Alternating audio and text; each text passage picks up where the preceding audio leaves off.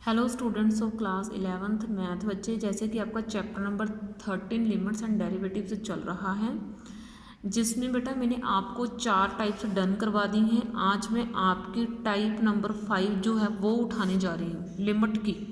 ठीक है, लिमिट की टाइप नंबर 5 उठाने जा रही हूँ, जिसमें हम लेफ़्ट एंड राइट लिमिट के बारे में डिस्कस करेंगे। Left limit and right limit, इन दोनों के बारे में डिस्कस करेंगे। ठीक है, लेफ़्ट लिमिट और राइट लिमिट।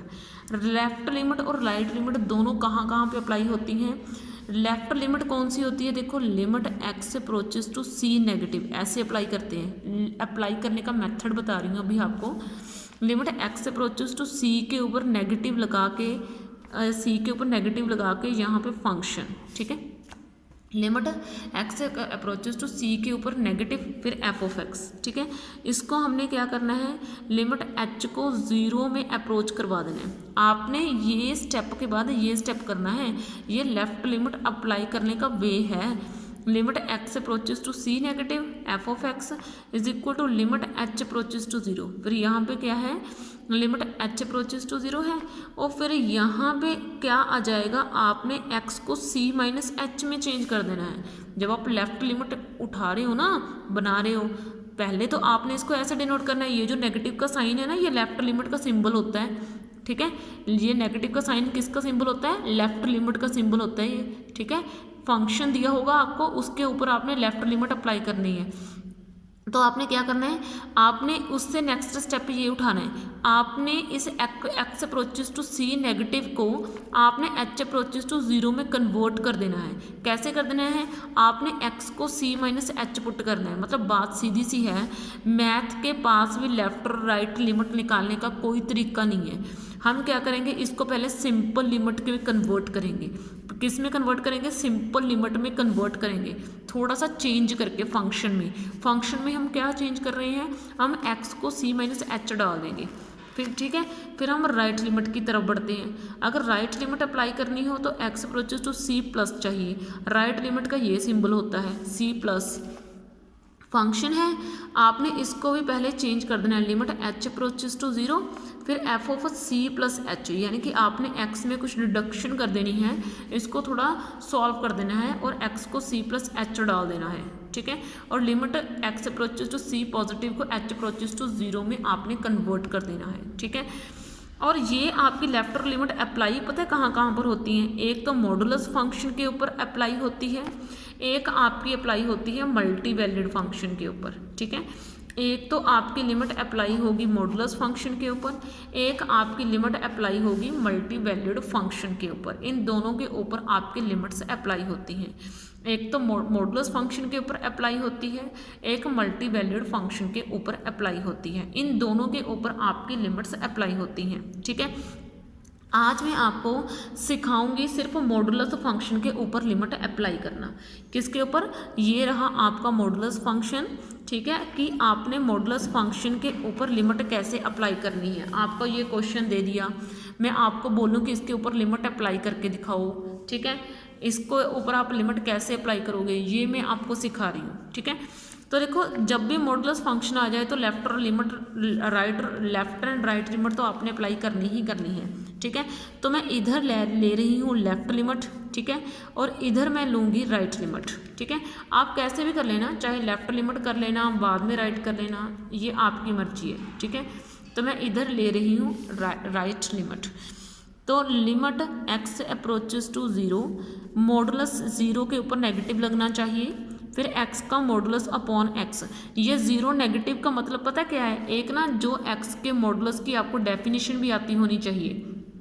x के मॉडुलस की डेफिनेशन क्या होती है कि x मॉडुलस आपका प्लस में खुलेगा, x का मॉडुलस आपका प्लस में खुलेगा अगर x 0 से बड़ा हुआ तो।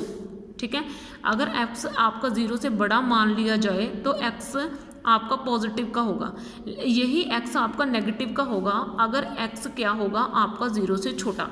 अगर x आपका 0 से छोटा है तो x मॉडुलस की वैल्यू माइनस x में खुलेगी, और ये 0 में खुलेगा अगर आपका x इसके अंदर पड़ा, मॉडुलस में अंदर पड़ा, x आपका 0 हो गया तो ये 0 में खुलेगा।